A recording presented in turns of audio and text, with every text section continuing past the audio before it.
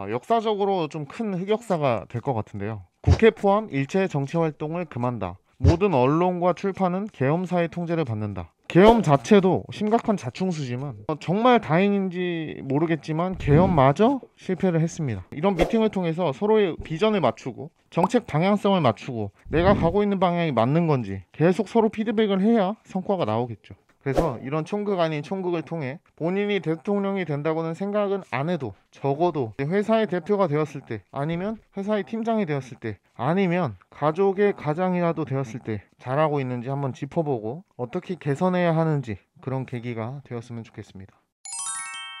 1번 전국민 수면권 박탈 사건. 다들 잘 주무셨는지 모르겠습니다. 저는 뉴스 보다가 한 새벽 6시쯤에 잠든 것 같은데요. 정말 큰 소란이 있었죠.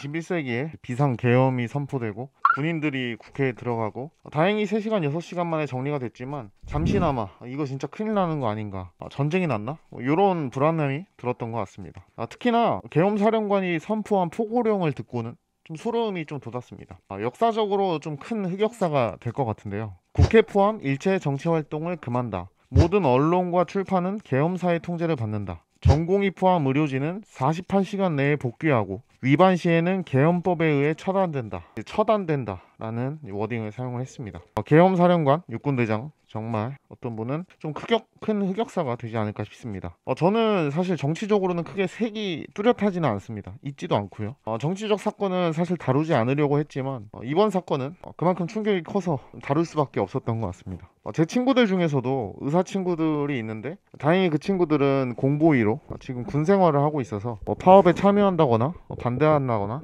그런 입장은 아니지만, 제가 그 친구들처럼 의대를 나왔다면 48시간 내에 복귀하라, 위반 시에는 처단된다, 이런 워딩을 들으면 좀 어이도 없고 어떻게 해야 하나 싶기도 하고 화도 났을 것 같습니다. 또 비상계엄 선포를 하면서 썼던 단어들, 종북과 반국가 세력 척결, 자유대한민국 수호, 망국의 원흉, 반국가 세력, 이런 단어들을 듣고 조금 충격이 컸던 것 같습니다. 2번 계엄 선택도 실패, 실행도 실패. 저는 이런 생각이 좀 가장 먼저 들었습니다. 아니, 누가 이걸 건의했나? 본인의 생각인가? 아니면 누구와 상의를 했는가? 누구와 의논을 했나? 의논한 사람들은 이거를 받아들였다는 건가? 뉴스에 알려진 바로는 국방부 장관이 건의를 했다고 하는데, 그걸 누구랑 상의했고 또 그걸 상의한 사람들은 어떤 의견을 냈는지가 너무 궁금해졌습니다. 계엄 자체도 심각한 자충수지만 정말 다행인지 모르겠지만 계엄마저 실패를 했습니다. 정말 철저하게 계엄을 수행하려고 했다면, 물론 일어나서는 안 되는 일이지만요, 체포 대상들의 집이나 주변에 기다리고 있다가 계엄 선포를 하자마자 반국가 세력이라고 하는 야당 의원들, 뉴스에 알려진 것처럼 국회의장, 여당 대표 체포를 해야겠죠. 그래서 국회에서 본회의가 못 열리게 하고 그 후에 포고령처럼 의사들을 48시간 내에 복귀시키고 지하철 파업 복귀시키고, 그렇게 좀 여론을 가져오고 그 다음에 뭘 하려고 했겠죠. 물론 우리 삼권 분립 중에서 행정부, 입법부, 사법부에서 행정부가 무력을 사용해서 입법부 수장들을 체포하려고 했으니까 분명 법적으로 좀 문제가 있긴 한 것 같습니다. 근데 다행인지 모르겠지만 계엄 자체도 실패지만 계엄마저 실패를 했습니다. 대부 영화를 보시면 무력으로 뭔가를 이렇게 뒤집을 거면 한 번에 이렇게 일사천리로 움직여야 되거든요. 근데 이제 그런 작전조차 없었고, 그러면 이게 누구와 상의를 한 거고 그 계엄마저 실패할 정도로 리더십이 없었는가? 또 다르게 생각할 수 있는 건 부하 직원들이 그 계엄에 동의하지 않았을 확률입니다. 본인 그 분들은 빨리빨리 움직여서 바로 체포를 하려고 했지만 실제 체포하는 행동대원들, 지금 알려진 바로는 수방사의 특임대, 그분들을 설득하지 못한 거겠죠. 현장의 지휘체계 전체, 위에서부터 아래까지 지휘체계 전체를 설득하지 못한 거겠죠. 이래저래 그 자체도 실패이고 거기에 실패를 거듭한 계엄이라고 생각합니다. 3번 어떻게 해야 했나? 그럼 지혜로운 대통령이 되려면 어떻게 해야 하나? 제 생각은 이렇습니다. 제대로 된 조직을 갖추고 본인의 성장, 팀원의 성장, 팀 성과의 성장,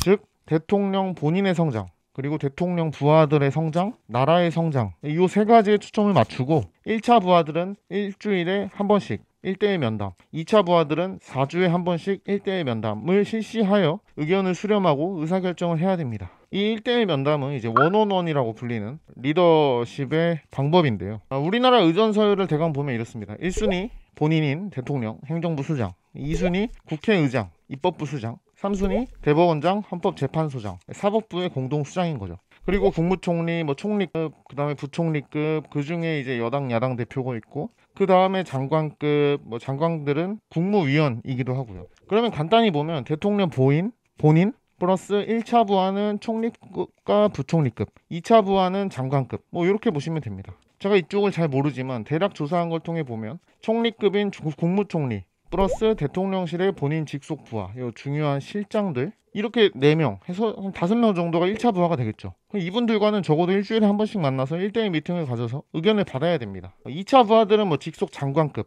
19명, 뭐 수석급 11명, 타 기관의 부총리급 이상, 거기에는 국회의장, 야당 대표, 여당 대표, 뭐 대법원장, 헌법재판소장, 중앙선관위원장 등이 포함됩니다. 이렇게 하면 대략 3, 40명이 2차 부하로 묶입니다. 이분들과는 적어도 4주에 한 번은 만나서 미팅을 해야 한다는 제 개인적인 생각입니다. 4번 만나서 뭐하나? 그럼 만나서 뭐하냐면 1번 대통령 본인의 성장에 대해서 현재 상황, 그리고 이상적인 상황, 그리고 나아가야 할 방향과 방법. 2번 부하 팀원의 성장에 대해서 현재 상황, 이상적인 상황, 그리고 그거를 나아가야 할 방향과 방법. 3번 팀 성과, 즉 나라의 성장에 대해서 현재 상황, 이상적인 상황, 나아가야 할 방향과 방법. 이 3가지에 대해서 이야기를 해야 합니다. 만나서 뭐 대강 밥 먹고 뭐 너 요새 왜 그러냐, 뭐 어떻게 해야 된다 이런 얘기 할 게 아니고 비전을 제시해야 한다는 거죠. 예를 들어서 국무총리와 미팅을 한다면 국무총리는 그만두면 어떤 일을 하실 거고, 본인은 어떤 비전을 가지고 있고, 나는 이런 비전을 가지고 있고, 그렇고 나라는 이렇게 나가야 된다, 뭐 이런 식으로 이야기하면 좋겠죠. 본인은 대통령을 그만두면 이런 생활을 생각한다, 이렇게 하고 싶다, 뭐 이런 것도 좋고요. 그리고 이제 3번이 가장 중요하겠죠. 나라의 성장이 이렇게 되어야 한다, 그거에 대해서 주요 인물들이 공감대를 갖고 같이 같은 방향으로 나아가야 하는 겁니다. 하지만 지금 현 상황을 보면요, 본인의 직속 부하들과의 미팅은 사실 얼마나 하는지 모르지만 뭐 뉴스에 알려지는 야당 대표, 여당 대표와의 만남을 보겠습니다. 여당 대표와의 만남은 비대위원장일 때 24년에 1월에 2번, 4월에 한번 요청했으나 거절, 8월에는 대표로 취임한 이후에 10월 21일 만남이 전부입니다. 그럼 소위 영수회담이라고 불리는 야당 대표와의 만남은 4월 29일에 한 번 실시하고 아직 전무합니다. 저는 임기가 5년이니 4주에 한 번씩 적어도 60회는 만나야 한다고 생각합니다. 좀 과하면 정말 양보해서 적어도 30번은 만나야 한다고 생각합니다. 영수회담 이력을 보니까 김대중 대통령이 가장 많이 하셨더라고요. 7번 했는데 그때 당시에 여러 합의를 좀 이끌어내셨다고 합니다. 이런 정말 기본적인 것들이 필요하다고 봅니다. 이런 미팅을 통해서 서로의 비전을 맞추고 정책 방향성을 맞추고 내가 가고 있는 방향이 맞는 건지 계속 서로 피드백을 해야 성과가 나오겠죠. 5번 대통령의 비전. 그럼 대통령 본인의 비전이 어디 있는지, 우리나라는 대통령 중에 퇴임하고 어떤 활동들을 했는지 보기가 좀 어렵죠. 그래서 미국 사례를 보면요, 우리가 잘 아는 조지 부시 대통령은 은퇴를 하고 이제 화가가 되셨다고 합니다. 참전 용사들한테 수익금을 기부하기도 하고 같이 봉사도 하고 더 많은 인기를 얻고 있다고 하고요. 지미 카터 대통령은 미국 역사상 최악의 대통령이라는 평가를 받고 내려왔지만 퇴임 이후에 비영리 기구 활동, 인권 보호, 그리고 질병 예방,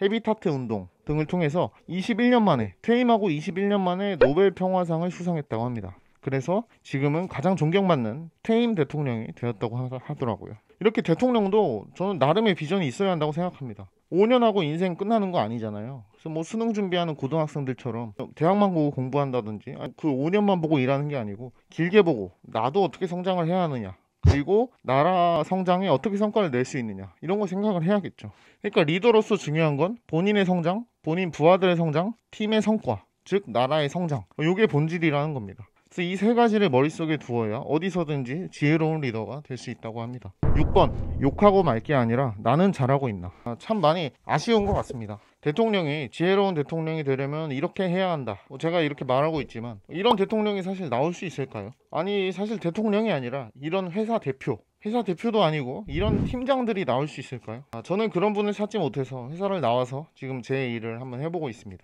제 스스로에게 좋은 리더가 되기 위해서 이런저런 공부도 하고 이렇게 논평 아닌 논평도 하고 있는데, 전 국민이 이렇게 대통령에 대해서 주목을 할 때 리더가 중요하고, 그런 좋은 리더의 필요점은 뭔가, 어떻게 해야 지혜로운 리더가 되는가, 이런 것들을 좀 생각할 수 있는 기회가 되었으면 좋겠습니다. 대통령 욕은 하지만 본인이 대통령이 되면 어떻게 해야 할까, 이런 생각은 잘 안 하잖아요. 그래서 이런 총극 아닌 총극을 통해 본인이 대통령이 된다고는 생각은 안 해도 적어도 회사의 대표가 되었을 때, 아니면 회사의 팀장이 되었을 때, 아니면 가족의 가장이라도 되었을 때, 아니면 본인 스스로의 리더로서 잘하고 있는지 한번 짚어보고 어떻게 개선해야 하는지, 그런 계기가 되었으면 좋겠습니다.